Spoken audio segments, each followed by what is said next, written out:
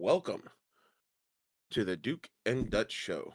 My name is Duke, and I am joined by my buddy Dutch. We have a pretty interesting show today with a few updates on some previous stories we talked about. It is another rainy and dreary day over in the beautiful Pennsylvania state. How are you doing today, Dutch? I'm doing pretty well. I'm a little hot, but hey, it's summer. Can't complain. It's second day of July. 4th of July is coming up. I'm excited for that. America's birthday.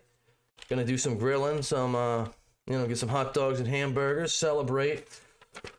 If you were in London, you'd be complaining about the heat wave, quote unquote heat wave. Oh yeah. It gets to be like 70 degrees there. They're crying like babies. I'm not, hey, there are worse places to be than Pennsylvania when it's hot. That's for sure. So I am enjoying it. I'm sweating a little bit, but I think it's like a sauna in my house. I'm losing a little bit of weight, which is good. I'm trying to lose 10 pounds. So,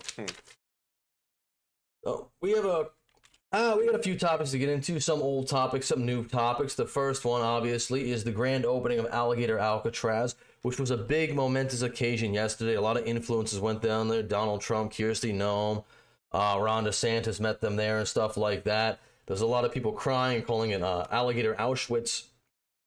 But no, Alligator Alcatraz. I think that's a better name, but the liberals are always going to try to spin something like that. We also are going to talk about AOC. Is she a Bronx girl? Is she not? This was her claim to fame. This is actually how she got elected back in 2018, how she ousted the other Democrat from the ticket, saying, oh, he's not from here. He's not drinking the same water as us. Well, it turns out AOC was quite far away from the Bronx growing up. And why she's ashamed of that fact, I don't know. But I think with the Democrats, it's literally just the oppression Olympics. And AOC is trying to take the gold. Yeah, if you can't use it for political gain, yeah, why would you be proud of it?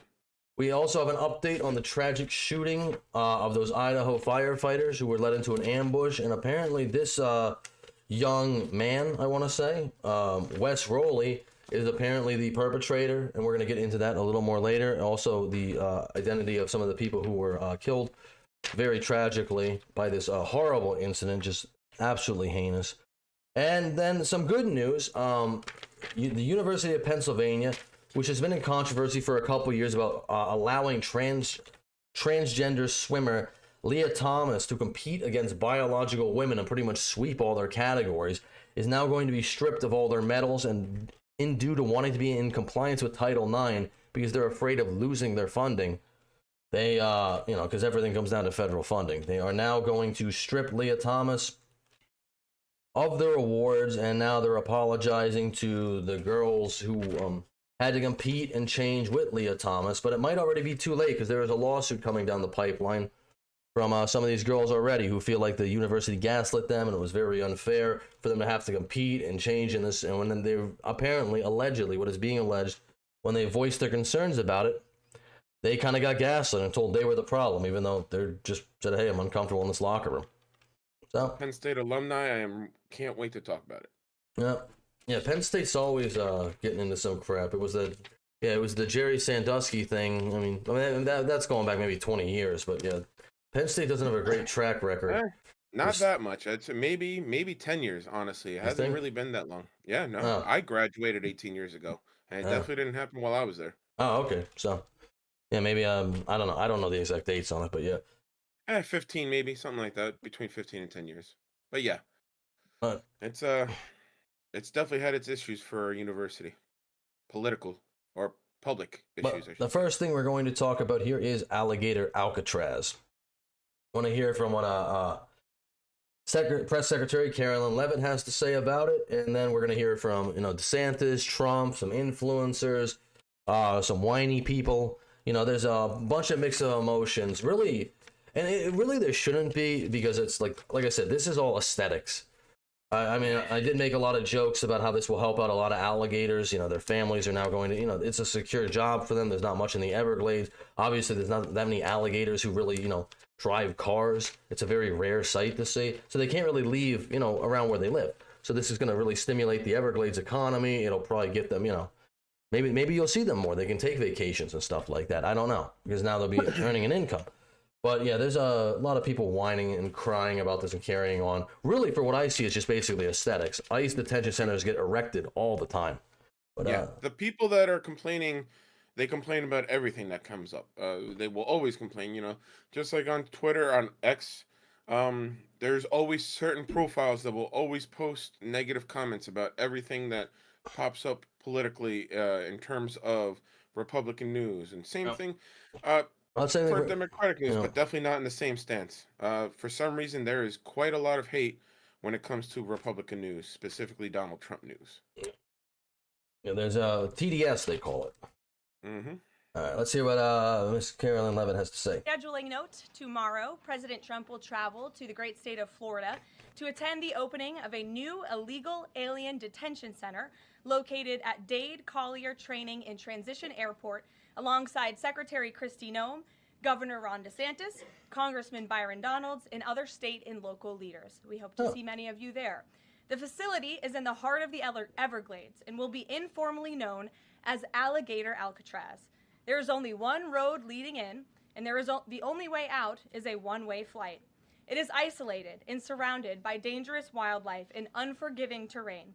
The facility will have up to 5,000 beds to house, process, and deport criminal illegal aliens. This is an efficient and low-cost way to help carry out the largest mass deportation campaign in American history. We are truly coming off a historic week of President Trump racking up win after win on behalf of the American people. And just so everybody is aware, they're very clear about this. Trump has a long way to go if he wants to be the deporter in chief and take that title away from Obama. Yeah. His numbers I'm are not close. weak right now. Weak. Give me 30 seconds. I'll be right back. All right. Well, we're just going to play through this video real fast. This is just, this guy is going to actually tell you a little bit about Alligator Alcatraz. And actually, it's a pretty impressive thing about how fast this thing was actually able to be put up.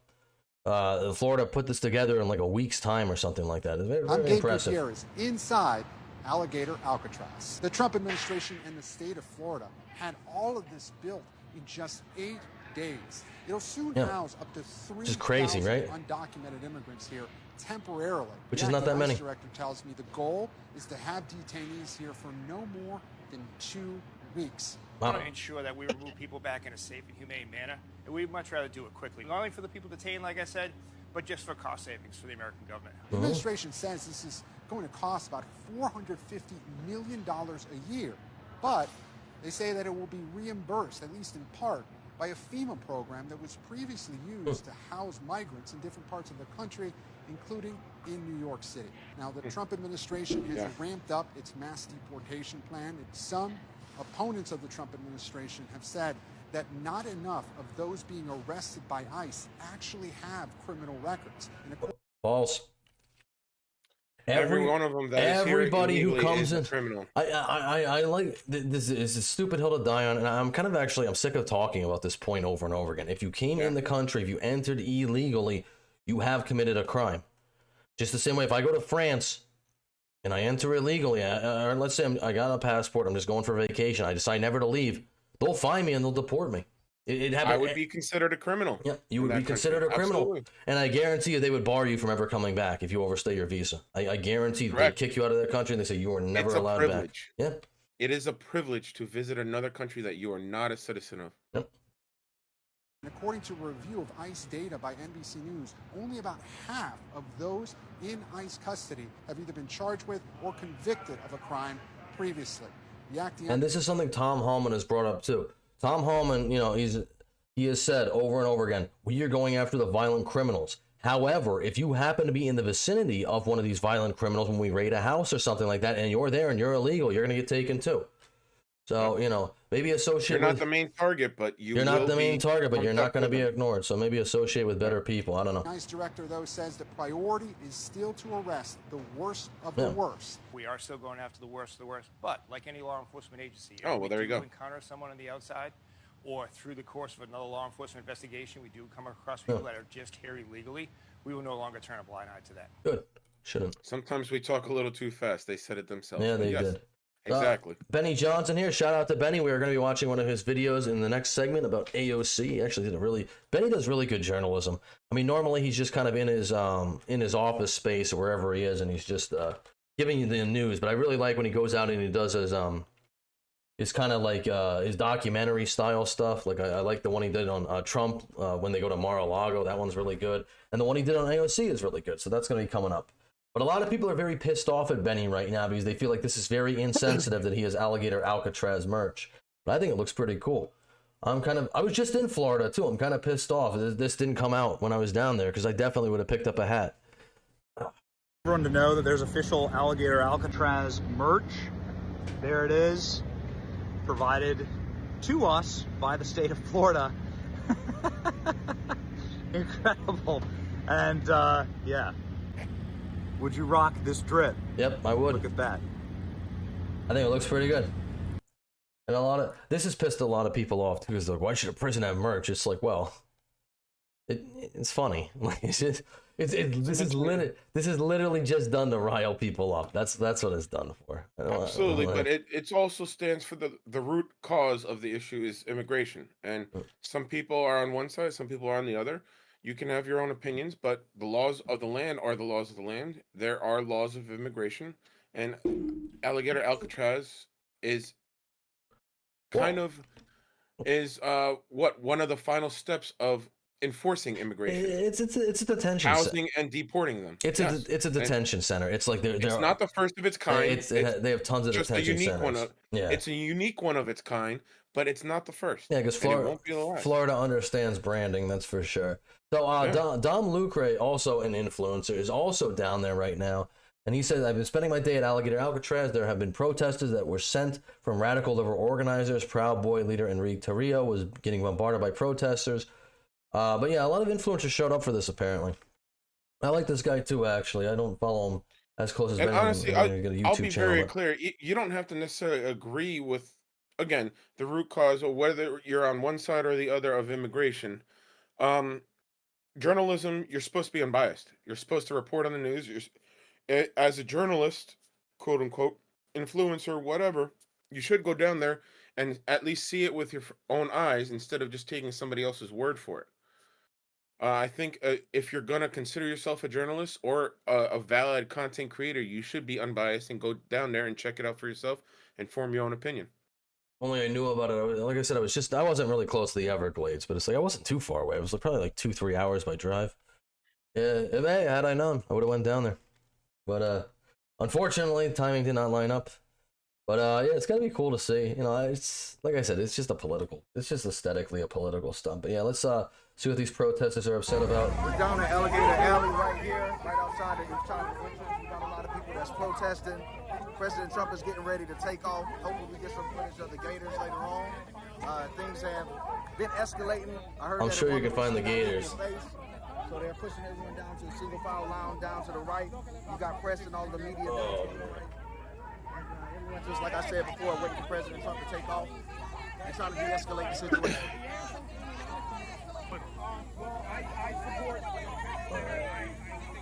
Sorry, it's a little hard to hear. We're gonna skip this. A lot of chatter. A lot of chatter. You are not a part of my group. Not a part of my group, if you say. Only people now. This is indigenous people. Let's go back and get some. It looks like they've been bringing some of the migrants in. They've been bringing some of the migrants into this facility as well. It seems so they have to clear up the road to bring in some of our detainees. This is the water in the canal over to our right. We're going to use this infamous name, the Alligator Alley. So thankfully we don't have any that's been popped up and giving us some Walk back. You today. You are not part of our group. Thank you. Respected organizers, please walk back. If you choose to stay, you are not a part of our group. Thank you. If we could all start walking, whoever respects. It's actually not that big of a. Oh my god, my camera's so blurry. Try to fix that. It's actually not as big of a protest as I would have thought it would have been, but you know, obviously some people are rightfully pissed. It is an Alligator Alley, realistically. I mean, I'm sure people want to protest, but do you want to potentially risk getting hurt in Alligator Alley to protest? Well, I don't think it's like alligators are going to jump off the street. I'm sure they probably. It's not impossible. Well, it's not impossible. I don't know. Talk to anyone in Florida. They are not afraid of humans. Let's see. Over here, we're going to hear from Trump and DeSantis here. Trump is obviously down there, very proud of his Alligator Alcatraz. Our National Guard and other folks in Florida to be deputized to be immigration judges. We're working with the Department of Justice for the approvals. I'm sure Pam will approve. But then I'll have a National Guard judge advocate here someone has a notice to appear, Biden would tell them to come back in 3 years and appear. Now you'll be able to appear in like a day or two, so they're not going to be detained, hopefully, for all that long. We'll have people here in this facility that can make, it's a bureaucracy. The president's got to. And that's how it should be, too. Detained for 3 years, thing. you're going to lose Absolutely. them. They'll never show up. Yeah. And there is That was one of the biggest loopholes we had in our immigration process is the how long it took. There's no reason it should take that long. Well, there's also the question, too, do you have due process if you're not a citizen? Well, yeah, either way, you have to have some type of process. I'm not necessarily saying due process, but there has to be some type of process that they have to figure out how to deport, where they should deport, all that stuff, and speed it up. Yep. Absolutely. Speed it up. It Oh, yeah, shouldn't it's take definitely- years. It shouldn't take months. It shouldn't take weeks, days. Well, You have it- the person, get their identity, find out where they need to go. Are they illegal or not? Cool. Well, and that's the problem. And there they go. If it does take that amount of time, then we'll never get anybody out of here. Exactly. It needs to be days, not weeks, not months, not years. To deal with the bureaucracy. Now, that Supreme Court ruling was good because that's going to allow him to be able to exercise Article 2 the way founders intended, but you still have bureaucracy, so we want to cut through that so that we have an efficient operation between Florida and DHS to get the removal of these illegals done. This is Well, it's good, and Trump and DeSantis seem like they're on the same page. It's good for them. Here's another clip from inside the facility. Donald Trump, Kristi Noem, DeSantis.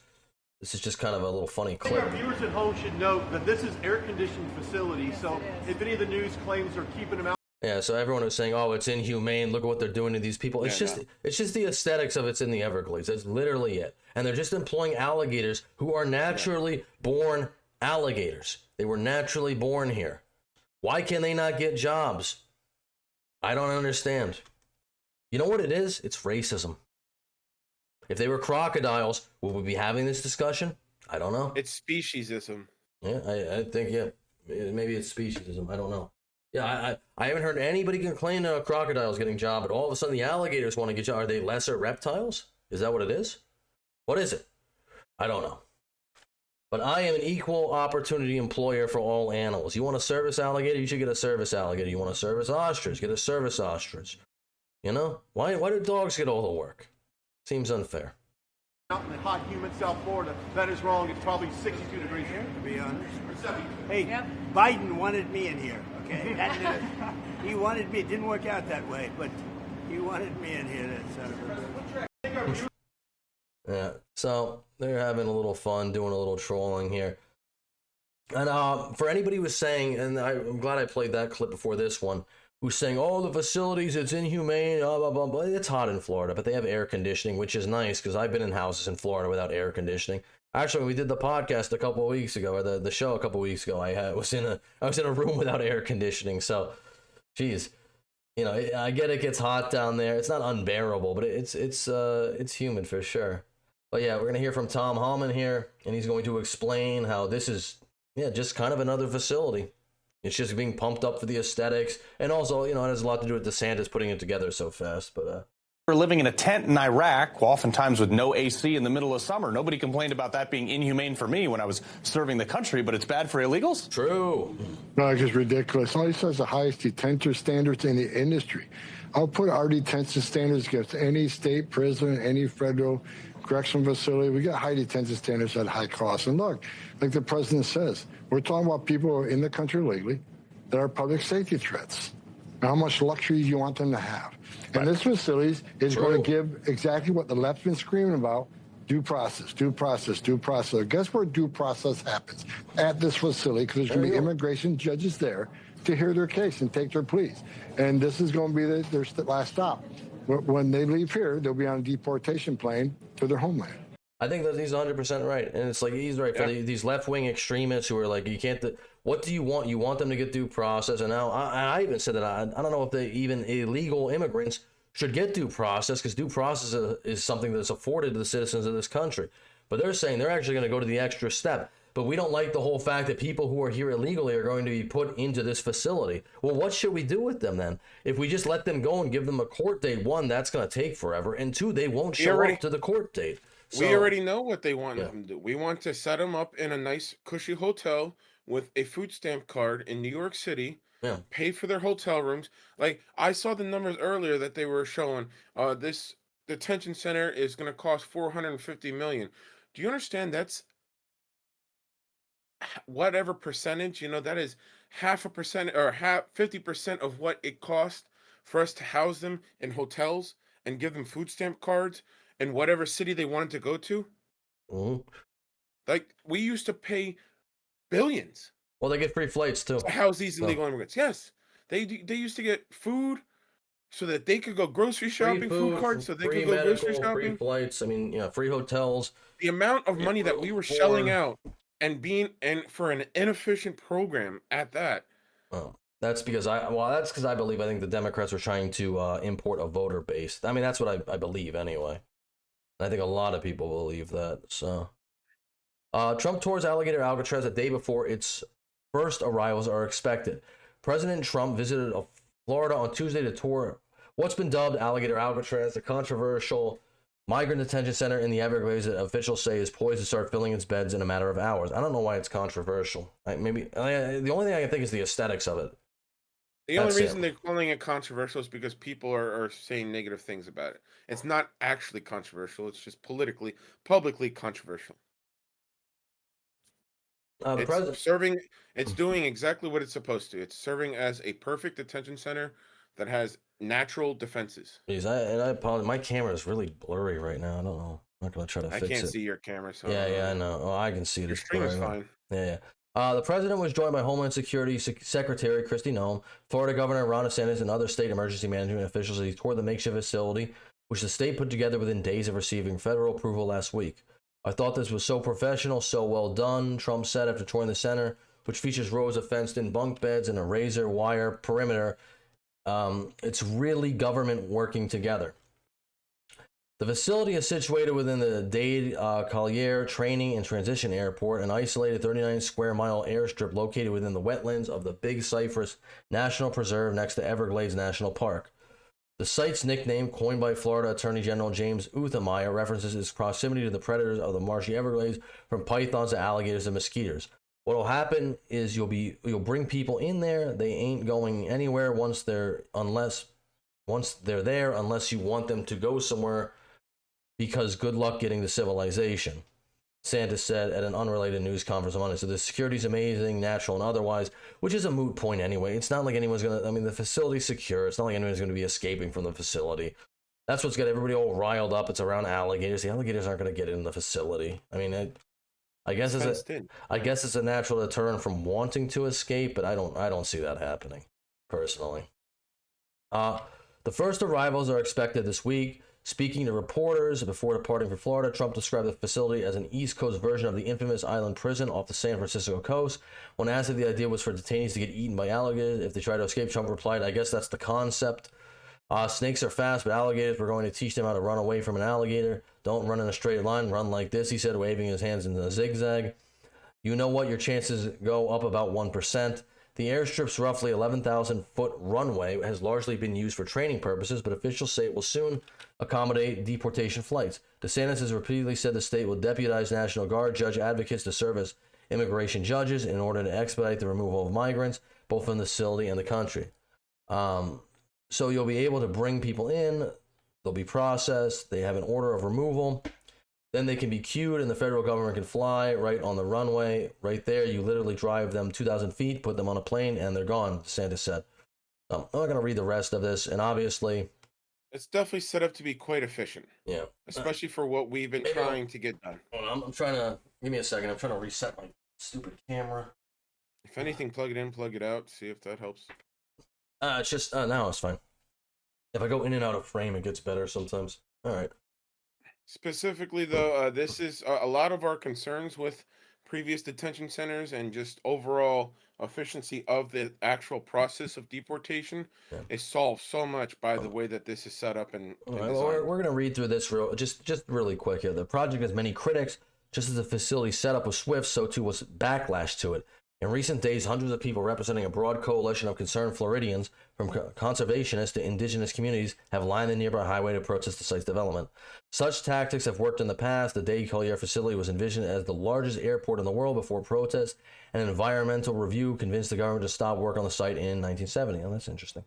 This time around, opponents include immigration advocates who are worried about a lack of oversight at the facility, as well as the welfare of detainees being held in tents in Florida's notorious summer humidity. It's like, dude, that's...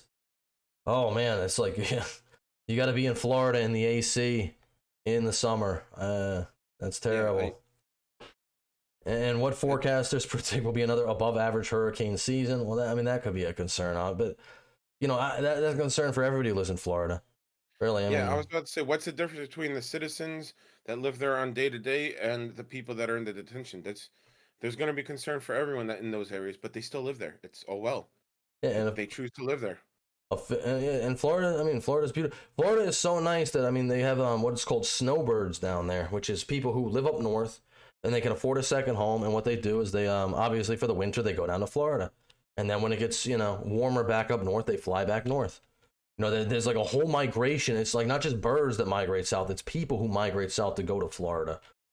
And and what do they do? So their home doesn't get destroyed. While they're not there for a hurricane, they board it up. They board it up. Yep. Officials visiting on Tuesday made sure to emphasize the reporters that the facility has air conditioning. State officials have said they are drafting natural disaster plans for the facility, with a spokesperson for DeSantis telling the Associated Press that it will be evacuated if a tropical cyclone with wind speeds higher than the temporary facility's wind rating is forecasted to impact the area. Well, that's about all you can do. So, yeah, we're not gonna. Again, it's the same thing that they would suggest to anybody who lives in the area: evacuate if unless you want to take your own risk.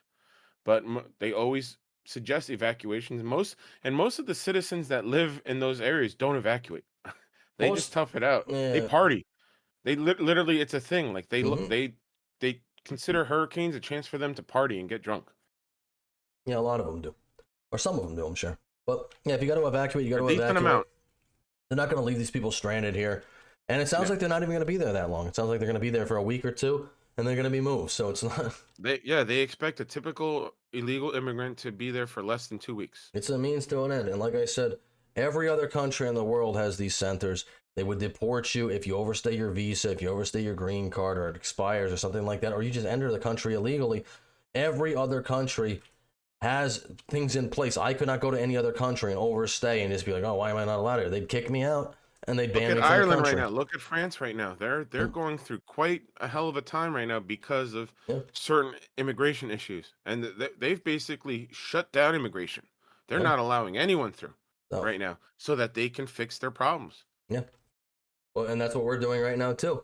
And we've done a great job. Tom Hallman is really on top of the border. They say border crossings are pretty much at 0%, which is great. But now we illegal crossings. Well, yeah, illegal crossings. But we still have 20 million undocumented people in the country. So we gotta start with it. And like I said, everyone is complaining about it. Trump has really got to go some ways to pump up his numbers to even get close to where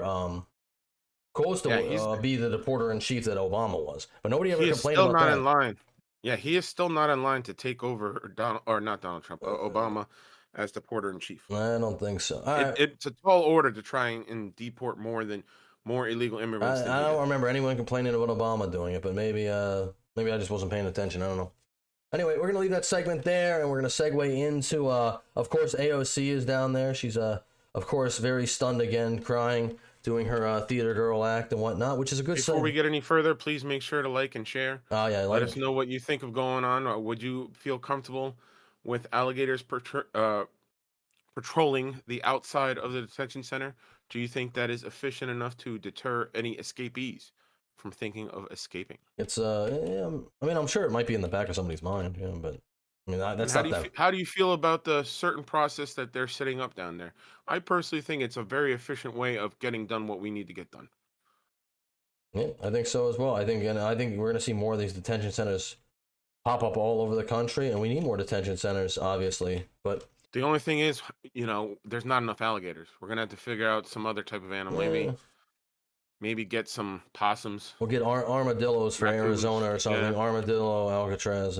Scorpions, maybe. Who knows? If we get something else with an A, and it'll sound just as good. Armadillo, Alcatraz. I think that'll be the next one. There you go. Yeah. But all right, yeah. But we're gonna move on to AOC here, who obviously this is a Photoshop picture of her crying about the. Well, this is actually she was down at the border doing the same thing because she saw the kids in cages, and that was really bad under the Trump administration.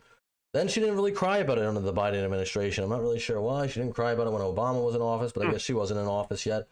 But, I was just about to ask, how did she feel when Obama was doing it? so, but AOC has been blowing up lately, and this is a big thing.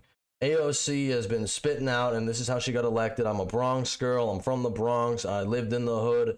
You know, I'm from here. I talk like this because of that, yada, yada, yada. And this guy, Matt Slater, I don't know who he is, but he blew her up by just saying, AOC, if you're a Bronx girl, then why are you in my Yorktown yearbook? Give it up already. And that's a good question. Yorktown is actually not anywhere close to the Bronx. I believe it's about an hour away, something like that. So Benny Johnson did a really good video on this, and we're going to watch through this. Because Benny Johnson, like I said, he's good at doing the news, but I like his investigative journalism when he actually goes on the street and stuff like that. So we're going to play this really quick, and we're going to see, I don't know, why, how do you make a communist, essentially, and why AOC is such a socialist, communist, free stuff for all, when she grew up in a relatively very nice place. It doesn't seem like there was that much inequality in it or anything like that, but I'll play the video. We'll let Benny, see what Benny's up to. Yo, what's up, guys? Welcome to the Bronx. This is where AOC says. Yo, what's up, guys? Welcome to the Bronx. Sorry about This is where AOC says she's from.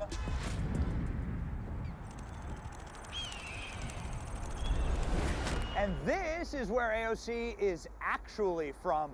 Welcome Interesting. to Yorktown, the business hamlet of Yorktown Heights. There's mansions everywhere. It's beautiful, it's green, it's pristine, it's clean. And they even have a Christopher Columbus Society. I thought. Oh, whoa, Christopher Columbus Society. AOC, you got some explaining to do. Jeez.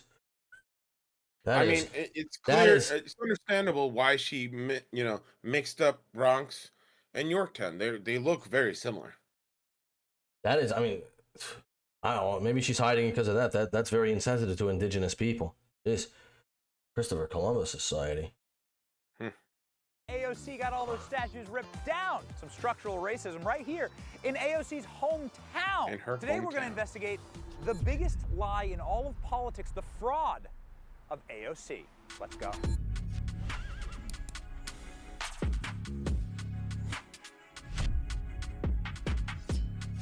This is the Bronx. The Bronx is a gritty, working-class, hardscrabble, historic borough of New York City. AOC is a communist who represents the Bronx in Congress. She's not just a rising star in the Democrat Party, she is the Democrat Party. Clearly preparing for a 2028 run, AOC is breaking fundraising records and filling stadiums to hype her Bronx girl persona. I'm a girl from the Bronx. AOC won her seat in Congress. Yeah, she says this over and over again. Actually, I found out how AOC was actually put into Congress.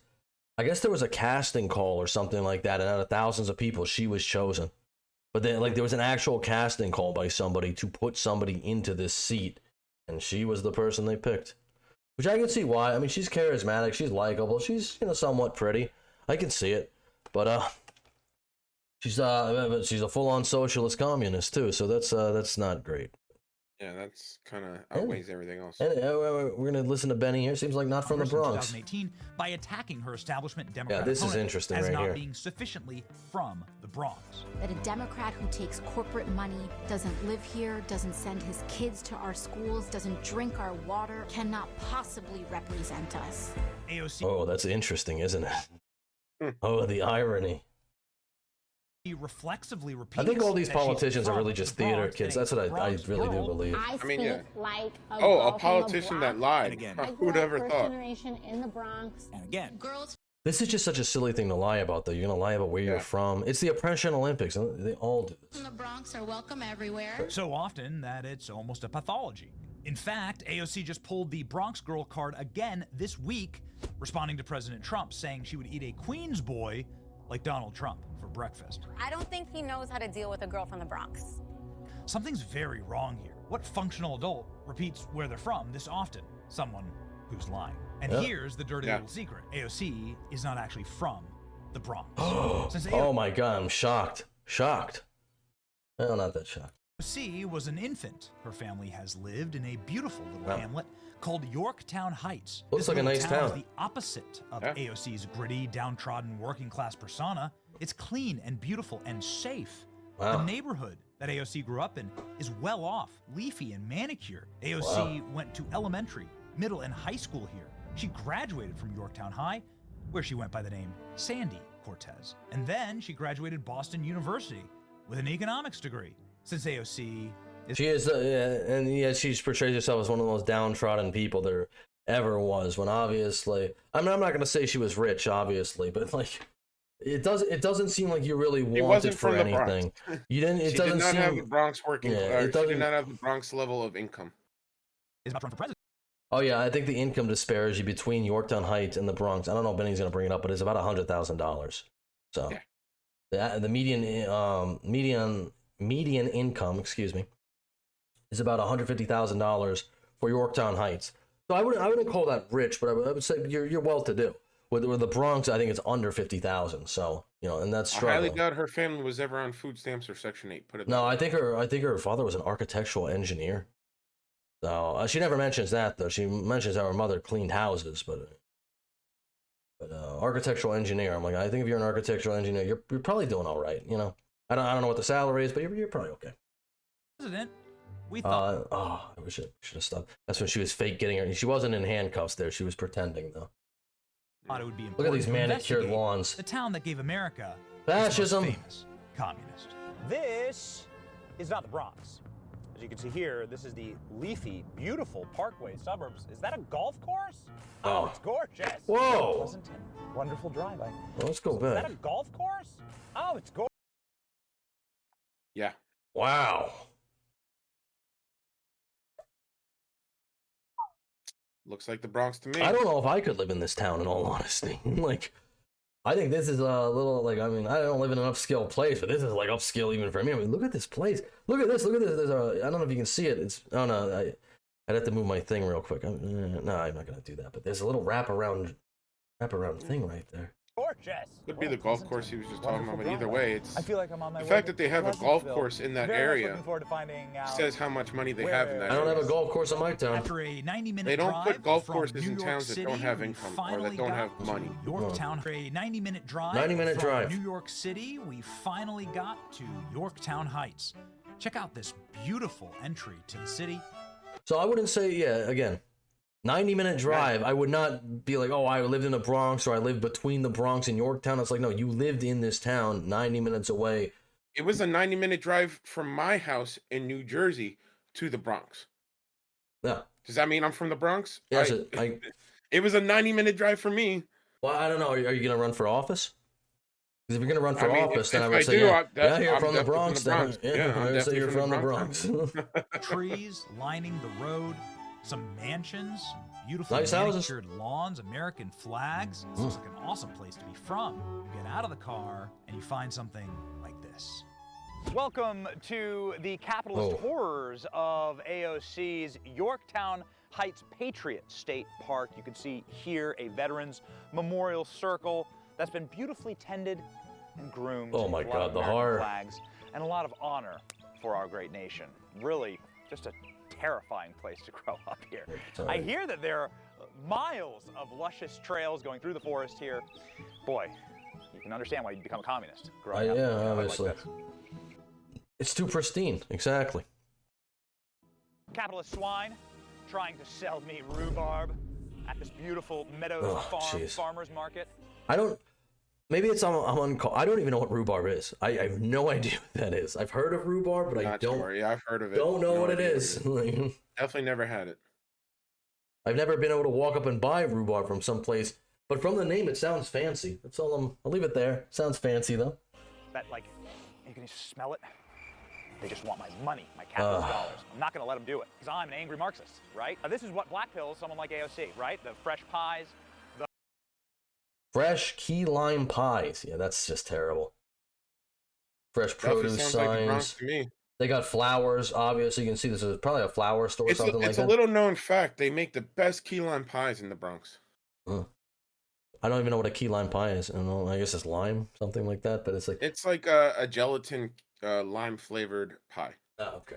Yeah. See, I don't know. See, I didn't grow up where AOC grew up. I'm not as cultured. So, you can see there's flowers hanging out here. And I always say if you have like stuff hanging outside like this, and this store closes down, they don't take all their flowers, and you live in a very high trust society. You do, because you know people aren't going to come through and just take the shit, which I doubt you could do in the Bronx. I don't think people are going to just leave the stuff out there I'm like fairly that. certain all stores lock up their things. They have metal doors. Yeah.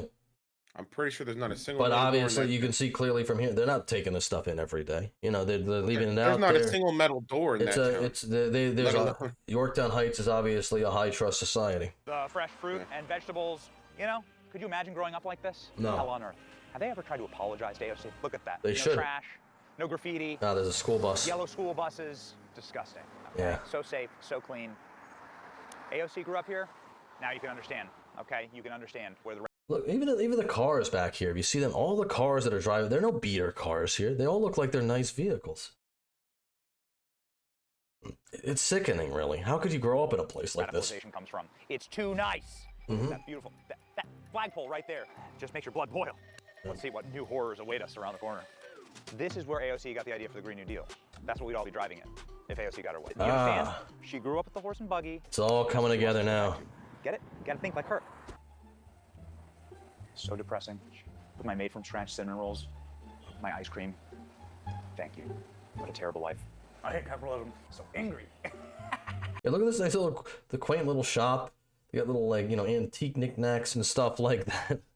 Yeah. This is horrible. It's horrible. This would turn anybody into a socialist. Yeah, it's understandable.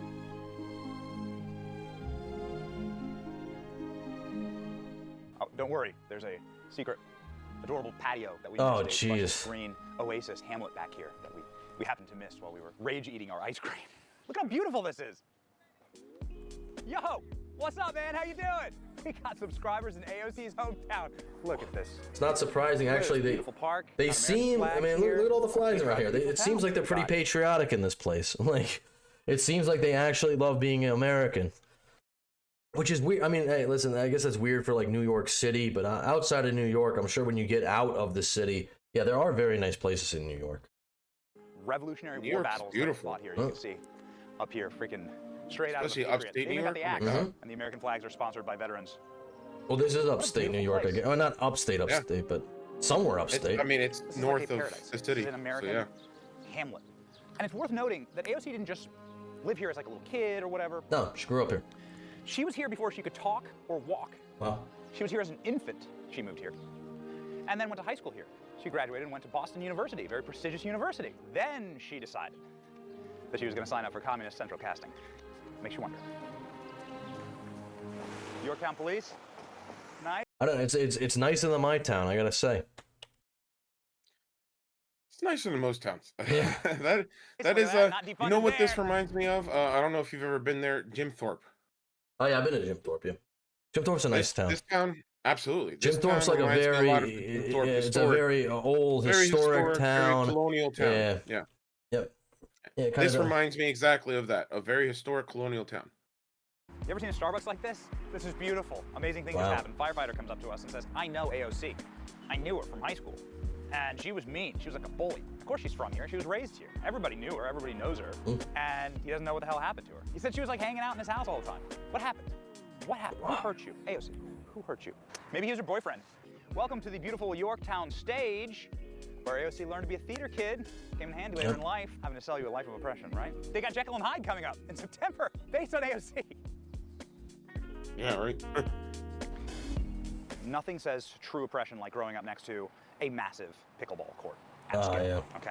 You don't see pickleball in any fucking poor town. Pickleballs are doesn't exist. White supremacy. Yeah, it's a very upscale thing to have as a pickleball court.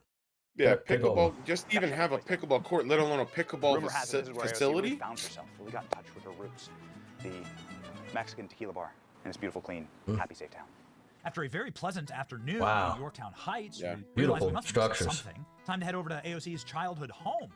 This is AOC's hood. Ugh. You might get a Wow. untrimmed hedge. I wish I had that much space between my house and the neighbors. Might jump out at you. This is AOC's street that she grew up on.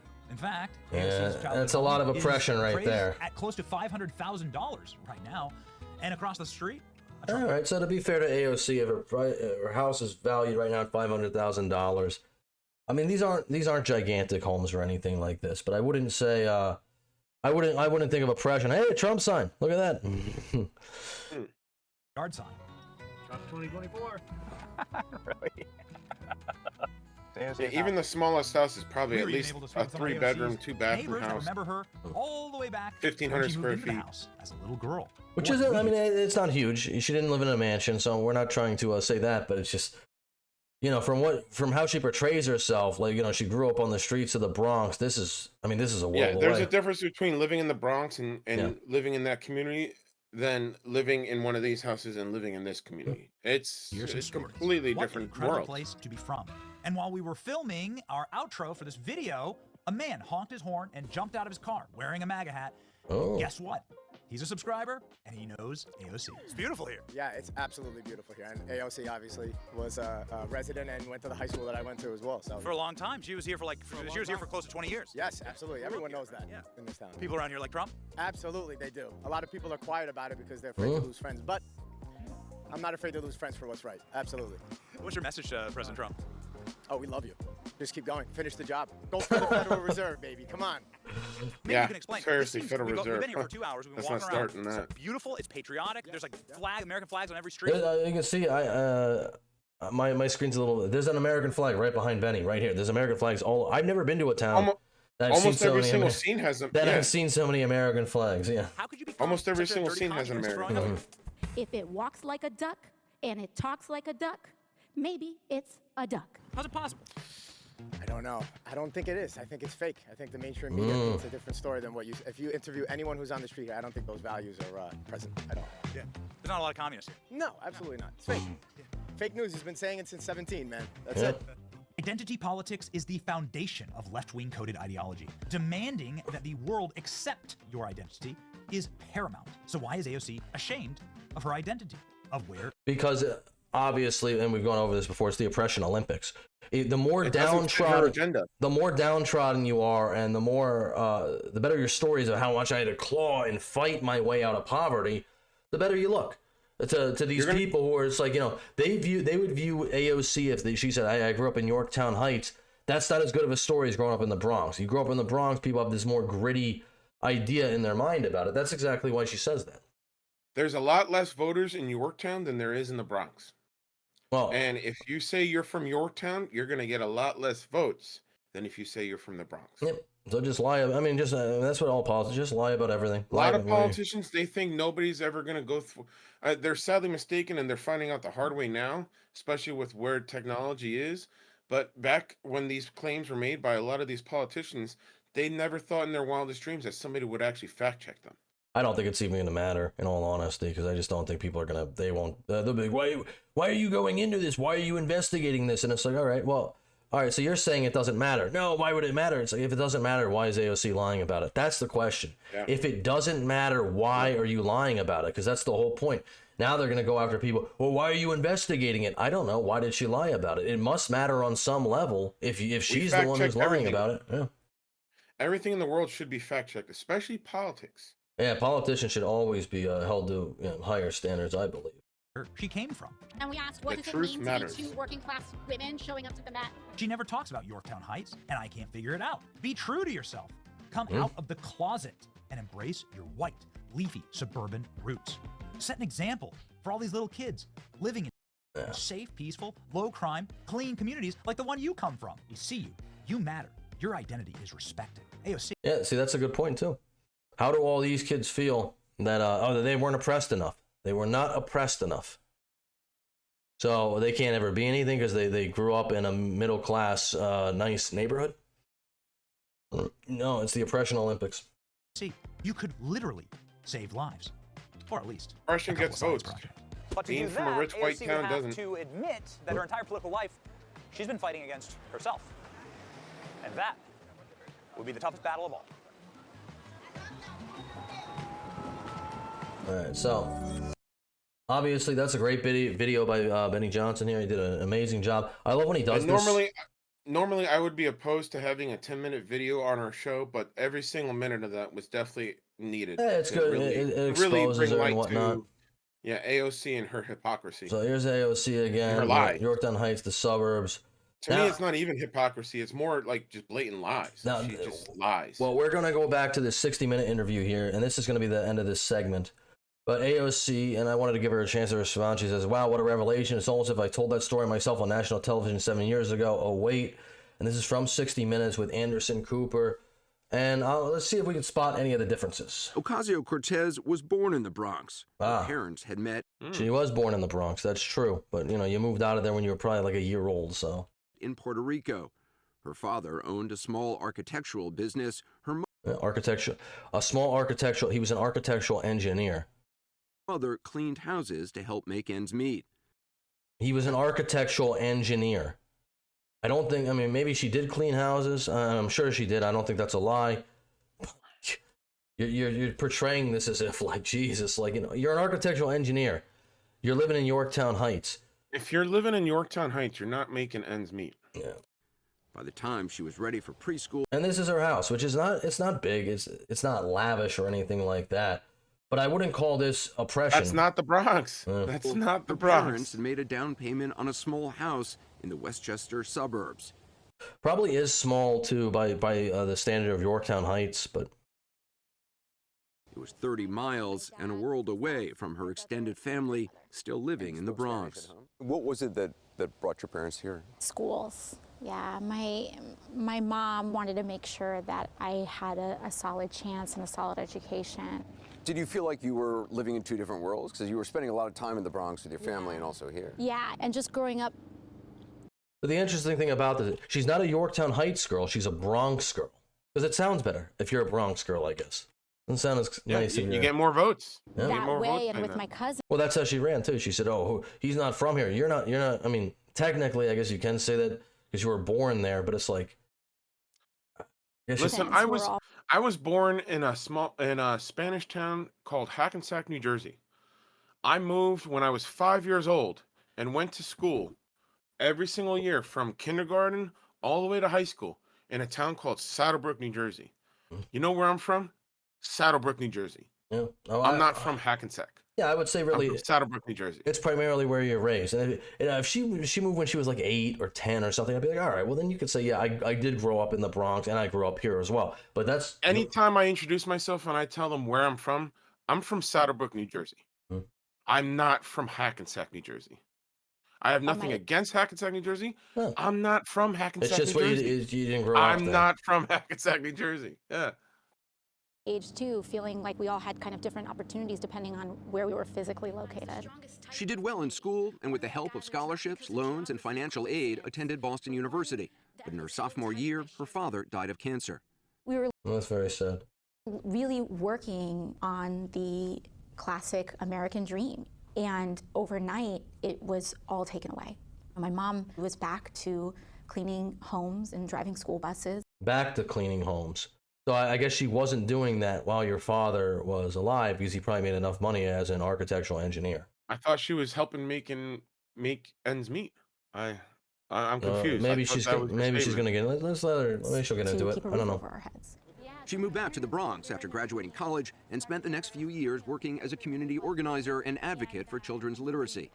In May of 2017, the one-bedroom apartment she shares with her boyfriend became her makeshift campaign headquarters as she launched a seemingly improbable run for Congress. She was working as a waitress and bartender at the time. Like many members of her generation, she says she had student loans to pay and no health insurance. And that is, well, that's a problem that a lot of people face. But yeah, welcome to the world. That's not. But also, if that's your problem, especially in the world, yeah. I mean, let's just be honest. That's not that big of a problem. So, I mean, I guess AOC isn't being completely disingenuous here because she did do that 60-minute thing, but homelessness, that's a problem. Also, but she says I had to go back and support my mother because we're gonna lose the house. Well, it doesn't seem like that if you then decided to live elsewhere and live in an apartment. You didn't go back to actually save the house. You just Yeah, went, you decided to go to the Bronx, which is arguably probably even more expensive because living in the I city, I have no is idea how much pricey. it costs there. All these politicians are so disingenuous, though, and it's like, do I think this is going to matter in any sort of way for her voting bloc? No, because she does nothing for her constituents anyway, and they're still going to vote her in just because they like her. And I can see why. She's charismatic. She does a lot of stunts and stuff like that. I find her a little even grating, but that's just my But opinion. according to her 60-minute interview or whatever you want to call it, she lived in Yorktown from however young, what was it, 2, 3 years old, whatever it was, to 18 till she went to college. She knows too. It's better. She'll come out in the next month and she'll say I'm a Bronx girl 3 or 4 times. If you keep repeating the same lie, the hope is that people will eventually just accept it and believe it because you've said it so many times.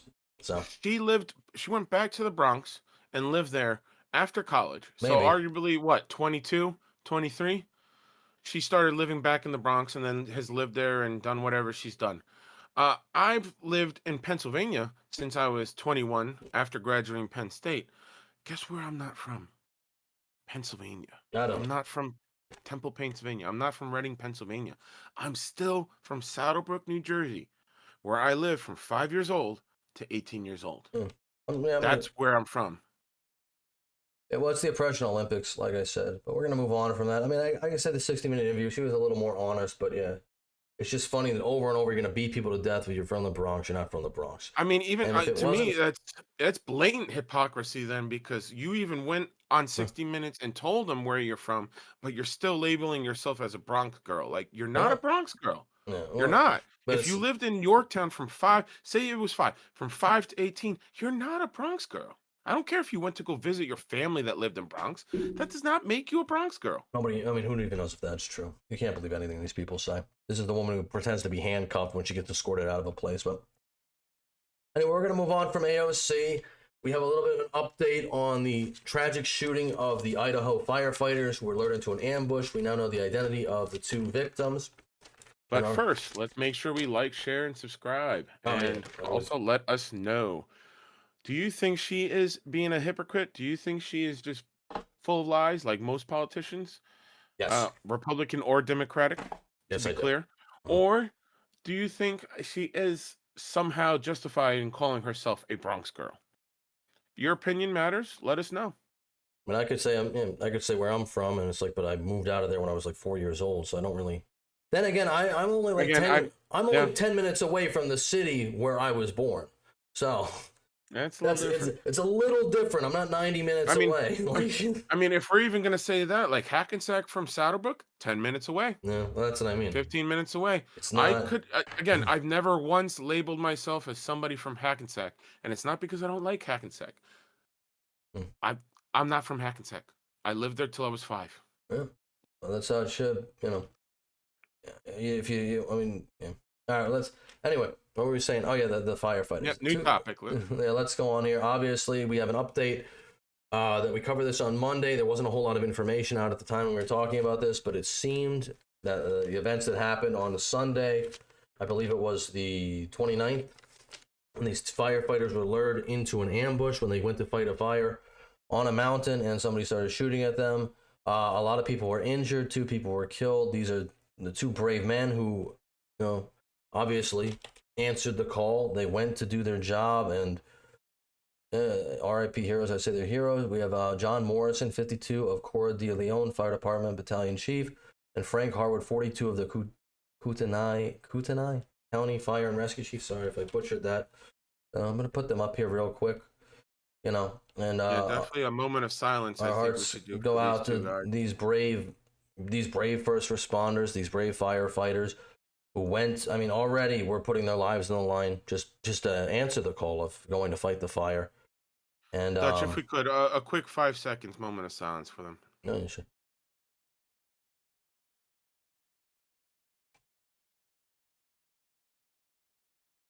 Truly unwarranted and truly unnecessary actions brought out by this. Yeah, it's pretty sick actually. It's like, I mean, I don't know, something about like just luring people there. I don't know if it makes it worse, but like, let's see. I think it definitely makes it worse because it puts intent. malicious intent. There's always intent with mass shootings, but yeah, it's Whether it's malicious intent for these two individuals or just a random individuals, that to me doesn't make a difference per se. The malicious intent. That person definitely went there knowing that he was gonna they whatever that he was going to go after the authority unalive figures. people. Yeah. So the Idaho firefighter who underwent emergency surgery, who was fighting for his life last night, has been upgraded to a stable condition. That's great news. Several hours, members of a SWAT team discovered the body of a man, a weapon lying nearby that man, who, according to the Associated Press, once again, has now been identified as Wess Roley. And a quick update, Sandra, on the firefighter who was badly wounded. He underwent emergency surgery last night. The sheriff said he was, quote, fighting for his life. One piece of good news today, we are told that he is in stable condition. Sandra? My goodness, thank God for that update. Our thoughts will continue to be with them. Thank you so much, Jonathan. That is good news in a sea of bad news, really. But so this person has been identified. Now, there's a lot of this is Wess Roley, 20-year-old, who they believe acted alone and coordinated this ambush. Now, there's a lot of speculation on their identity, if they were trans or not, if they were Republican, if they were Democrat. I've seen nothing. I haven't seen anything concrete about any of that so far, But this is the shooter. I believe they acted alone. Wess Roley, a 20-year-old from the area, I suppose. Apparently, now there's a lot of people coming out and saying because of the way this person looks, they could have been transgender. I haven't seen anything concrete about that. Obviously, they had Is there any report on whether biologically born male or female? No, it was a male. I don't even know if this individual was transgender. That's why I'm hesitant to report that but people are speculating that because of their looks. But it's like, I know as someone, I have long hair. I'm not transgender, but some people just have long hair. I don't know. This person could have been. Obviously, it had some serious mental health problems, some serious dark thoughts, stuff like that. There is this weird video of them being a brony. I don't know exactly. I guess a brony is somebody who is obsessed with My Little Pony, and I guess it's not all that uncommon that there are grown. That is a thing. Yeah. There are grown adults. I don't know if I can play this. I guess I can. My life revolves around her. I guess being the My Little Pony person. Didn't South Park or something do episode on an episode on bronies? I don't know. I kind of remember some adult animation show making a parody. And I'm not saying there's anything wrong with it. I mean, there are adults who are obviously going to be. I mean, there's Disney adults. I know there are adults that are obsessed with Bluey. I'm not saying it's necessarily a bad thing. I think My Little Pony. I don't know. Like I pretty much know all like the Lilo and Stitch stuff. But again, would I know that if I didn't have a kid? The answer would be no. I'm more into it because my daughter's into it, so I had to learn all the characters and stuff like that. But yeah, for somebody who doesn't have kids, I'm a comic book geek, and then people could say that's a kid thing. An animation, that's a kid thing. Quote unquote, according to certain people. But I don't know if comic books really kind of falls under that. I think it's more like children's cartoons and stuff like that. But if you don't have kids, I do think it's a little weird. I mean, not that I don't want to disparage the brony community. I don't really know anything about the brony community. But this person was reportedly a brony, and I guess from this, it kind of looks like maybe they were trans. I don't know, or they had some gender identity. It looks like they're wearing lipstick here, or eyeliner and stuff. To me, it's always good to identify the person, but at the same time, I don't think it's too relevant on. Well, I guess we don't know this necessarily the motives. I don't know if it is relevant. We're going through a lot of finger pointing, which is why I wanted to bring this up. The parents of the Idaho shooter, Wess Roley, apparently they were very big Trump fans. They were MAGA people and stuff like that. So now, and need I say more? Yeah, because that's not him. That's I don't. Yeah, we're going to get into that too. Yeah, exactly. So for everyone saying Wess Roley is MAGA for his parents being supporters, what they fail to tell you is his parents had a restraining order on him. He went to jail for attacking someone with a knife. He is not from Idaho, just there for work. And last time I checked, normal men don't wear pink mermaids on them. I guess on his bag. that's a key chain, whatever. Only LGBTQ people, a mind warp from DEI individuals paid for by the Democratic World Order, USAID, and Biden, Clinton, Obama, CIA more than likely. I don't know. It is weird. That's speculation, Yeah, but yeah, it's speculation. But his parents apparently did have a restraining either way, order against him. yeah. So What is not speculation is his MAGA parents had nothing to do with him because to the point where they well, put a to the restraining point that they order put a restraining order because- against him. So obviously there were some Yeah. things that went wrong in this. Mental health issues, whatever it may be, you know. This person's it's up to them life. to disclose that information, but yeah. So I think this guy sums it can only up speculate. pretty well here. Here he is. Shooter in Idaho, his name is Wess Roley, 20 years old. All right, for those of you who don't know, he started a fire in the middle of the woods in Idaho, waited for the response, and shot 11 firefighters, killed 2. All right? Let me just put an end to all this right now. I don't give a damn if he's a Democrat, a Republican. I don't give a shit if he's straight, bi, lesbian, trans, binary, or a Furby. I'm not in this, we're going to blame MAGA, we're going to blame Democrats for somebody being an evil piece of shit. All right. And I think that's a very good point. I think way too I often agree. that we do get swept That's what up I was getting to. in the politics of people. Yeah. Not that it's completely irrelevant. I think it does have a little bit of relevancy, but really, I think when you get to brainwashing and we have a mental. Certain people's manifestos go crazy. Really, with it seems like we have a huge mental health crisis in America, which is not being addressed, and I think it disproportionately affects younger people as well. If anything, the mental health crisis is being supported through politics, and it's just that's not what needs to be happening. I think that too. Yeah. We're doing too much to affirm people instead of, maybe we should reopen the asylums. I'm not getting into Treating that. the root cause. Here's the problem I do have. That in 2024, this kid was arrested, all right, for trying to stab a woman with a knife. All right, he was charged as an adult, but pleaded to a lesser sentence, and he got 180 days in jail. Which that's insane. You tried. I mean, that's like attempted murder, I would say, and you're out in 180 days. You tried to stab somebody with a knife, and you have 100. I mean, well, it's just like the Carmelo Anthony situation too. It's like, you killed somebody, man, and yet you're first degree murder is what you're being charged with, and yet somehow you're out on probation. How are you out on probation on a murder charge? First degree murder charge. Yeah. It's insane to me. And On a 150 potential life suspended sentence. days. Yeah. Great job. Kid tries to kill an adult with a knife, and you give him 30 days in jail and anger management classes. Well, When, and I don't care if you're left or right, but when are you guys going to stop this sissy bullshit and start making the punishment fit the crime? All right, there are menaces to society out there and people who gave up their right to belong in society all over this country. Yeah, and that's the problem too. It's like these activist judges or something who are going to give. That's a very, very lenient sentence. And he said what? He only said 30 days in jail for trying to stab somebody. That's crazy. Who's this gentleman we're watching right now? Is that Todd Spears? Todd Spears. He's a TikToker, yeah. Yeah, shout out to Todd Spears because he's hitting right on the nail. He's right, yeah. But your little crybaby tears won't give them the punishment that they deserve. You better wake up or it's going to be a member of your family next. Yeah, this whole second chance thing, I mean, I'm sorry. When it comes to violent crimes, there shouldn't be second chances. Like they've showed their nature. They've shown their ability to harm other individuals.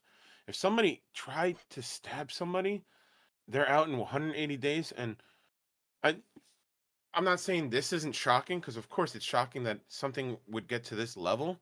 But is it surprising that this person has a repeat offense to a violent crime? That's not shocking. Well, like he should have never been, there should have been other measures taken the first time he committed a violent crime to potentially stop him from committing a second crime. More than 30 days in jail for sure. More than 180 days in jail. Well, 150 were suspended, so we only served 30 days. Oh, even more. Yeah, like come on now. So Sarah Fields here, we've been following her for a while. She does good reporting. We actually normally mention her with the Carmelo Anthony stuff because she's all over that. But she says, Roley's social media activity, particularly on X, revealed disturbing content. He posted about his disdain for authority figures, including police and firefighters, and expressed radical views. His posts included threats and general hostility towards society, which raised concerns among those who followed him. Additionally, he was known to have made threats against his family, leading to a no-contact order being issued against him. I'll add to this thread as I discover more info. I will not be posting about his family unless it's a concern I need to know for the public, which is good. So obviously we got Wess Roley here.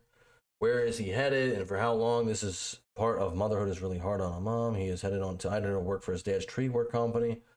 Summer break, no, it might be permanent. I don't know if any of this is really pertinent. Versus, I guess this is where he was hired. Let's see if Sarah feels there's anything more pertinent than this. Doesn't look like it right now. But obviously this was a very sick and disturbed individual who probably needed a little more help than anger management and probably would have benefited from sitting in jail for a couple years if he actually did try to end somebody's life. But apparently that is not what happened. So, get up. Almost done, okay. Idaho firefighter sniper Wess Roley had Nazi tendencies and filled school books with swastikas, ex-classmate says. Let's see. Had Nazi tendencies, was obsessed with guns as a school kid, often alarming fellow students by doodling swastikas and weapons in his notebook, according to several classmates. My good friend saw drawings of swastikas and guns in his notebook, said former classmate Harry Stanley, who went to middle school and high school with Roley. We were all pretty scared of him.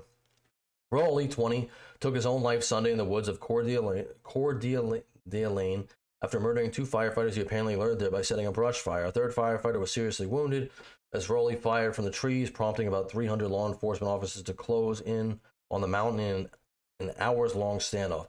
Former classmates say they were shocked when they saw Roley's face in the headlines and that they hadn't talked to him for years. I'm really just sad about what happened. He lived in Roley's neighborhood and played video games with the future killer, who we were told is a funny guy without many friends. Everybody thought he was weird. He was also obsessed with guns. And then we already covered this. Wrote swastikas. He was a disturbed kid. Obviously. Well, just out of curiosity, how did they report where he got the gun from? Let's see. Probably from his. If he had a charge of trying to stab someone, how the hell did he get his hands on a gun? Maybe somebody in the home had access to it. That's what I would assume. That's normally how it goes. Is you steal a gun from somebody in the home. And obviously, if you're 20 years old, you're more than capable of doing that. But I don't know if it specifically says. Let's see. His grandfather is now going to say he was a good boy. I don't really care about that. Obviously, he wasn't a good boy. Everyone's always a good boy when they commit crimes. Yep. But others who knew Roley in Idaho said his life had seemed to kind of go downhill in recent months, including former roommate TJ Franks told the Guardian the future killer shaved his head before moving out to live in his car in January. The two met through their work in the tree service industry and shared an apartment in Sandpoint together for about 6 months. Roley was a fine roommate, but when Frank installed security cameras to keep his kids safe during weekend visits, he said Roley became disturbed by them and even began exhibiting strange behavior. So I took them down when my kids weren't here, and then one night I forgot to unplug the camera, and he came in while we weren't home, and he threw up some disturbing signs. And so I actually ended up calling the police because I was worried, that he might be wanting to be violent. Yeah, so obviously this was a very disturbed individual. Usually if somebody doesn't want security cameras, it's for a reason. No, I wouldn't want security cameras in my home either, but I'm not going to go... I mean, I'm sorry, but if you're living with somebody and they want to protect their children by putting up security cameras and you have something to say about it, that's a red flag. To me, that's a red flag. It's not like I'm trying to spy on anyone. Like, it's specifically to make sure that everything is documented and okay for my children. I'm not saying put a camera in the bathroom or in your bedroom. That's your private space. I don't have no cameras in my home. I don't like cameras either, so I'm a little... I understand that, but again, I'm not going to go around and... I got a whole security system. I'm literally looking at my security system right now. I got 4 cameras posted all around my property. Oh, okay. Yeah, see, I don't do any of that stuff. One in my living room, one in my kitchen, one in my bedroom, because I personally want to know who comes in and out of my bedroom. And 2, the last one is the front door. Yeah, I don't like the fact that I'm on camera all the time. I think that's just for my own privacy. What I do in the context of my home is my business, and I'm the only one who lives in my home too. Me and my daughter. So realistic, actually, I have 3 of my cameras are on the doors that go in and out of my house, and then the one in the living room, just because that's usually the one with the most traffic in it. All right, well, regardless, you have cameras or not, obviously it did freak this guy out. That's obviously not a reason to go around. It seems like he had a lot of problems, and it seemed like really what happened to him should have been a warning when he tried to stab somebody, and he should have gotten a lot longer in prison than 30 days or 180 days with 150 suspended. and anger management But classes. according to some, it's so weird. He was such a good boy.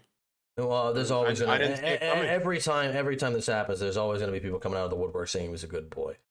All right, we're going to move on from this though, if I can here, and we're going to go into our last topic. Please make sure to like and share. Let us know. I guess what could they let us know for that topic? Well, what do you think? Is the judge responsible who gave him such a lenient sentence? Yeah, do you think this could have been prevented in any way? Oh, I mean, because if this guy was in jailed in 2024 and he spent a few years in jails for attempted murder, he would not have been out to do this thing. He wouldn't have had the job that he had. He wouldn't have been where he was. You know. No, it definitely seems like this would have been a great deterrent. That's really what we got to do. We got to hold people to a little bit of a higher standards here. So our last topic here, and this is, I actually had a whole different subject for this. So I actually switched it around at the last moment because I wanted to cover this. University of Pennsylvania is now caving to Trump's demands to enforce Title IX to protect women and girls in sporting events and to keep men out of women's locker rooms, even because they are worried they're going to lose federal funding.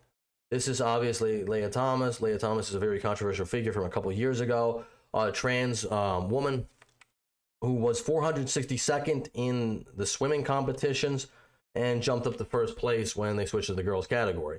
And yet they're 452nd in the men's category. Yeah. But when they went to the women's category, she's first. And yet there's people are going to say there's still no biological advantages, which they're like, hard for me to we believe. respect Leah. She just got really stronger after her transition. Yep. Yeah, take an estrogen. Stronger and faster. Take an estrogen. I mean, if the person even did that, I have no idea. But taking estrogen really does make you a lot more.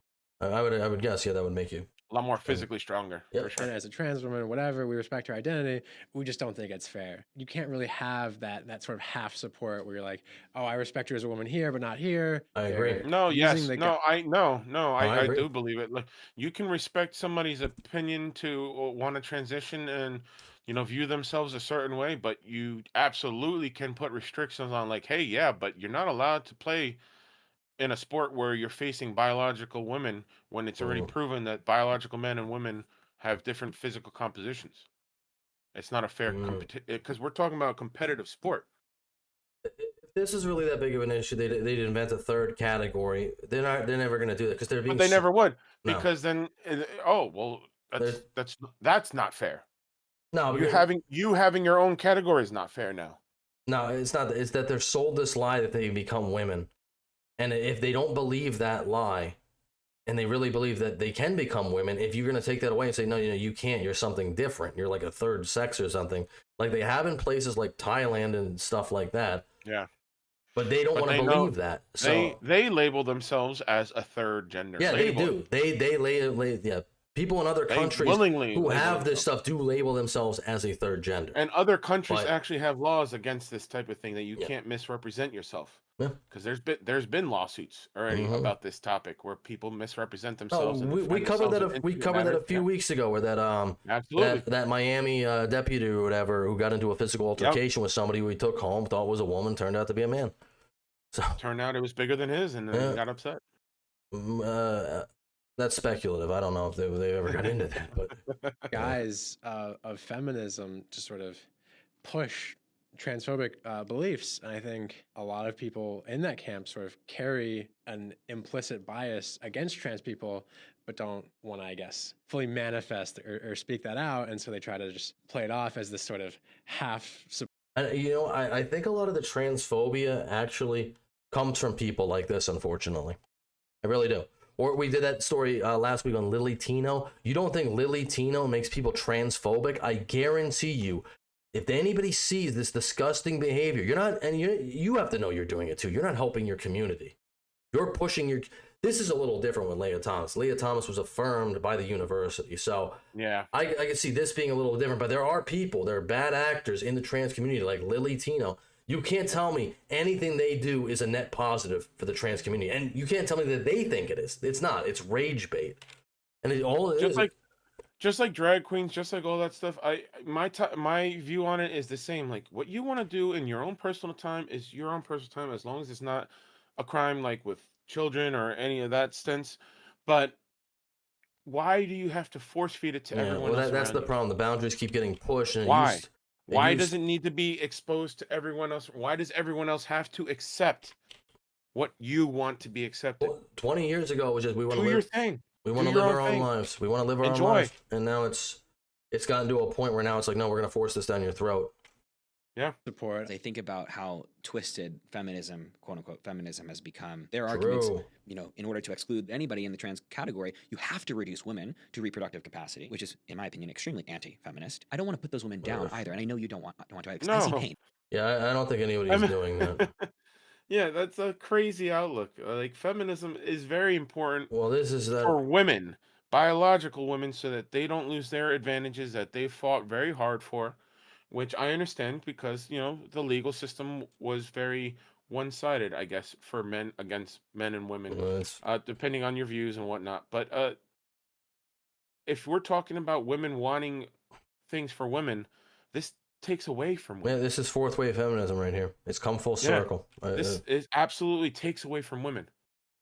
Yeah, but especially they especially when we're talking about sports. But they don't see it that way because Lia Thomas here said, "But I am a woman, so how can I take away from women if I am women?" And it's like, that's the whole crux of the thing. There's gonna be people who say, "Oh, you know, you're a bigot, you're a misogynist, or whatever. How dare you say she's not a woman?"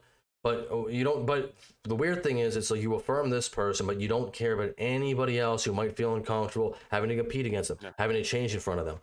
All the opportunities that this person will take away from a woman who's worked her entire life to get into that last spot. But now that woman doesn't get to compete anymore because this person has decided, oh, I'm going to go from 462nd in the nation to first. It's weird. I see pain, and the pain is coming from somewhere. It's not you, though. It's the patriarchy. And how can we get people to see that? Oh, yeah, it's always the patriarchy. Yeah, it's always the Talk patriarchy. about affirmation. Like, that's crazy. That whoever that person is. Yeah, well, this is coming from, and that was a couple years ago too. That's an older interview. But breaking from Live to TikTok, University of Pennsylvania to apologize for allowing male swimmer Lia Thomas to invade the women's team.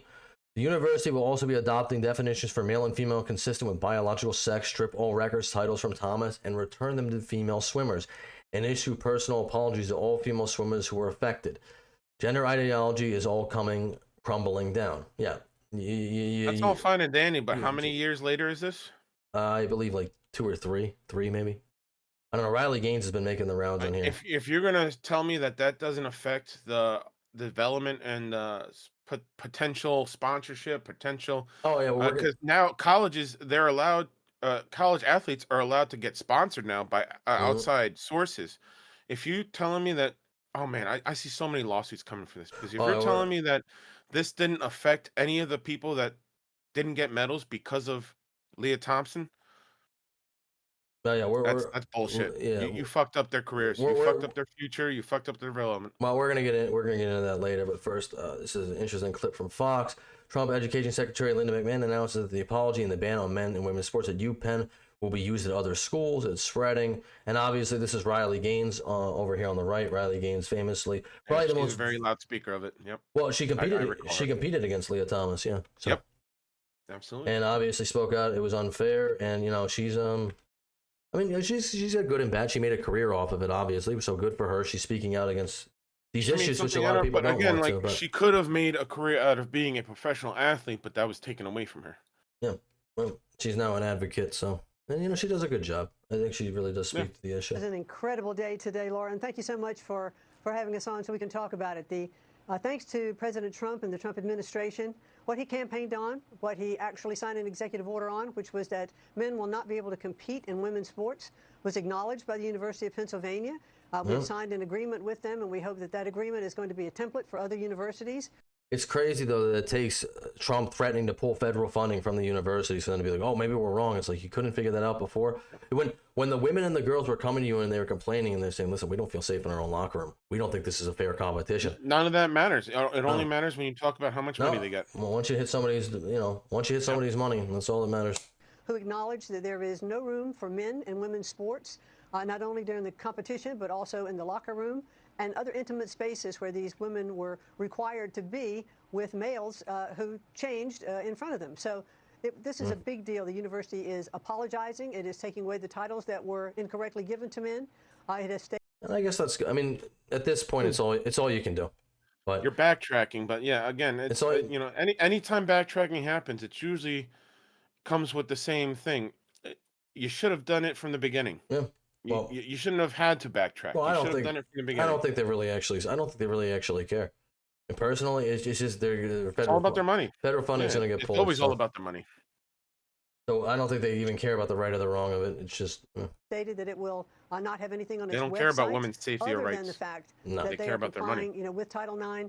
We are just very pleased with the outcome that we had today. It's an utter triumph for President Trump and for the administration, but mostly for the women and girls who will come behind the Riley Gaines and the Paula Scanlons. I was going to say, it's a triumph for the women. Others.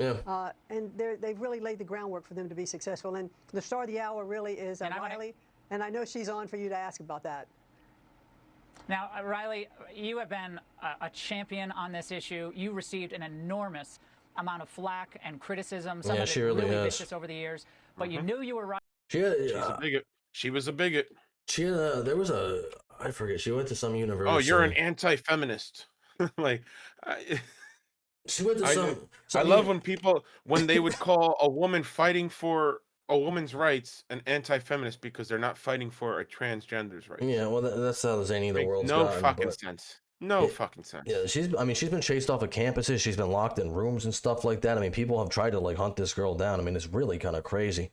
All for just stating biological facts. Nuts. Right, and President Trump and Secretary McMahon helped along the way. Without them, this would not have happened, obviously. Your reaction tonight, historic news from UPenn. Man, I watched that video back, Laura, that you showed in the intro to this segment, and I cannot even believe that happened. All the while, so many sat idly by and watched and actually reprimanded us as women if we even dared to speak about this. Well, and I'm going to just say this, too, and the people who should be speaking out of it are the Riley Gaines, the people who are actually in that situation. Because if women who are in the sports are not going to stand up for women's rights, and I know Riley Gaines did, but I know there are a lot of women who didn't, and it's like, if you're not going to stand up for your own rights, how can you expect anybody else to?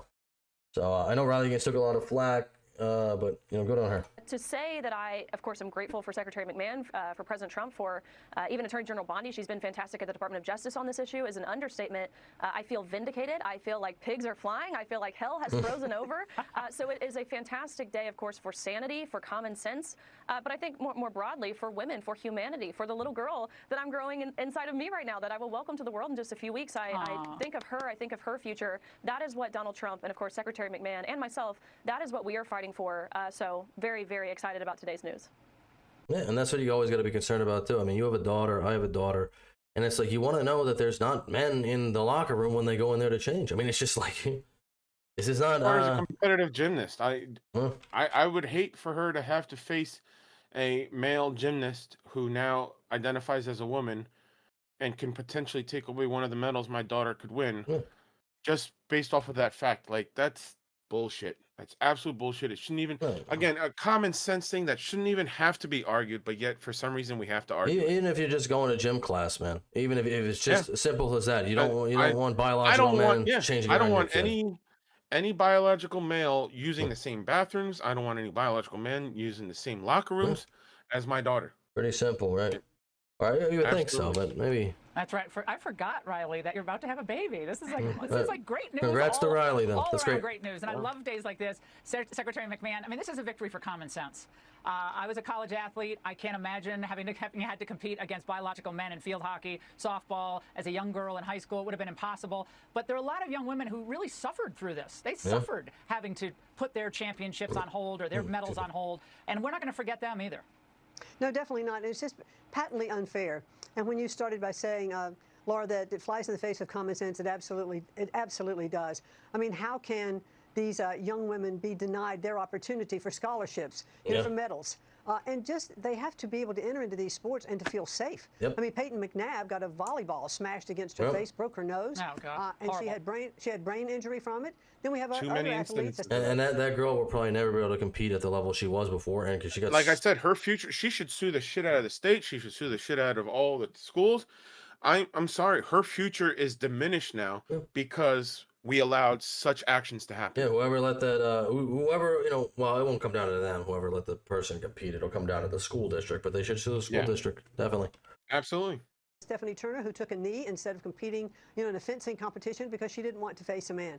And this is just unfair. Unfortunately, That's what they were brought to, and that's the options that they had, and that's the best option, sadly, in this situation. Sadly, it is, but it's like refuse to compete. Yeah, but when it doesn't take away because again, then the opportunity of you potentially being the champion and then going further in that profession, in that athletic profession, is diminished now because you never got a chance to be that champion. You never got a chance to get that medal, that award, that whatever. Especially when you spend your entire life getting there too, and then it's like you train so hard to be a professional athlete, and for them to get it taken away because of this, it's such bullshit. Pisses me off. Well, it truly pisses me off. You shouldn't be obviously you shouldn't be fighting a political stance while you're trying to compete at the highest level possible. You know, that's a whole nother battle, and then you either have to go out there. The time of money, the time of effort, the time of strength, mental fortitude that is spent training in these sports for these kids, and for them to just get it taken away from them because of these situations, it's disheartening. Yeah, it's really unfair. It really, it diminishes everything they've ever worked and for. I don't know, like I said, I don't know where the feminists are, because the feminists all seem to be on the side of the trans women, which is crazy, but. I think we've righted a wrong today, and as I said, I certainly hope that this agreement that we have come to with the University of Pennsylvania is going to be a template to show to other universities what needs to happen so that they can get in line and make things right for our women and girls who are going into these sports. Hopefully. I got an article here. UPenn updates swimming records after Title IX violations, still acknowledges Lia Thomas with special note. The University of Pennsylvania has updated its women's swimming records to restore titles and accomplishments for female athletes, yet in comically predictable fashion, the liberal university's record book added a special note highlighting the records transgender swimmer Lia Thomas set during the 2021-2022 season while competing on the women's team. The Department of Education announced on July 1st that UPenn had agreed to resolve Title IX violations related to Thomas's participation on the women's swimming team. Restoring stolen records to female athletes was a piece of the resolution deal. However, the university found a workaround to restore those records while still acknowledging the transgender swimmer who stole records from women and got the program into the ridiculous mess to begin with. Yeah, so they didn't really learn anything. Obviously, they like we've already stated, the only thing that made them even make this decision is because we screwed around with their finances, with their funding. If it wasn't for that, they would have never even backtracked. Yeah, well, it doesn't say they missed the whole point of it completely. Like, you guys were wrong in doing it. You guys were wrong in allowing it. Yeah, but they're not even backtracking because they're still acknowledging Lia Thomas, just now in a separate category. So I don't know if that's really backtracking. The UPenn women's swimming record was updated on July 1st based on the updated URL that contains the date, and Thomas is still listed as a member of the 400-meter free relay team that set a school record time of 3:17:80, while a special note was added to the bottom of the page. Note: competing under eligibility rules in effect at the time, Lia Thomas set program records in the 100, 200, and 500 freestyle during the 2021-2022 season. Thomas's roster page on the UPenn Athletics website also acknowledges the school record time in the 400-meter free relay team events. Yeah, so they didn't really learn anything. Yeah, so they still let her have the records with an asterisk. It's like, no, she shouldn't have the records because she's not a biological female. Yeah, well, you know, I feel bad also. You know, Lia Thomas too. Somebody else should have those records, but yet they don't. I feel, you know, I kind of feel bad for Lia Thomas in a way too, because it's like the school is the one who affirmed this. So it's like, you know, it was up to the school board to just be like, no. They could have just been like, no, sorry, you got to compete with your biological sex. But, you know, the school, affirmed this. Like we talk about this. When she was competing in the male league, she was 412th. I personally, I don't think that it didn't. 462nd, whatever it was. Going from 462nd to first definitely had something to do with it. Yeah. May not be confirmed, may never be confirmed, but I personally do blame the individuals because they know what they're doing. They want to be first. They don't want to be 462nd. So she knew what she was doing. She knew she would get an advantage, and she took advantage of the advantage that she was given. Maybe, but I mean that leads into a broader argument of is this person really transgender, or are they just doing this to get an advantage? And for that, I'm not going to speculate because I don't know. It's speculation, yeah. I can't say one way or the other, but I think it definitely has a part of the mental aspect with it. Yeah, no, I really blame it on the university mostly. I mean, I don't think Lia Thomas is blameless, but I think most of the fault has to fall on the University of Pennsylvania for even allowing it in the first place. On top of agreeing to update its record books, which one could argue the university didn't fully comply with, I would argue that, Penn will also adopt definitions of male and female consistent with biological sex and issue personal apologies to each impacted female swimmer. Paul Scanlon, a teammate of Thomas, who had previously expressed the emotional distress she suffered from being forced to share a women's locker room with a biological male for an entire swim team, was grateful for the changes. I am deeply grateful to the Trump administration for standing firm in protecting women and girls and restoring our rightful accolades, Scanlon told Outkick. It is because of their strong leadership that my alma mater now knows it has no choice but to begin the process of reforming its policies to uphold women's rights. Today marks a momentous step towards repairing the past mistreatment of female athletes and forging a future where sex discrimination no longer limits girls' potential. So that's all fine and dandy, but it doesn't erase the trauma that it created, because that's trauma. Forcing a female to change in front of somebody she's not comfortable changing in front of. I agree, and that's trauma she will never get replaced. I brought this up. Fully repaired. I have this. I got one more article, and then we're gonna head out here. But this was interesting. As we delete the stats of the man we called Lia Thomas, we should remember that the media played right along and also the deletion. Yeah, the media hyped this up. The media called people bigots, misogynists. Riley Gaines was attacked for speaking out against it. A lot of girls were silenced for speaking out about this, allegedly, but I wouldn't doubt that. The media was complicit. The university was complicit. There's so many reports of it. There's no way you can deny it. There's so many reports of it. There are some who look at the data and suggest that you're enjoying a competitive advantage. What do you say to that? Really? There's a lot of factors that go into a race and how well you do. You went from 462nd to first.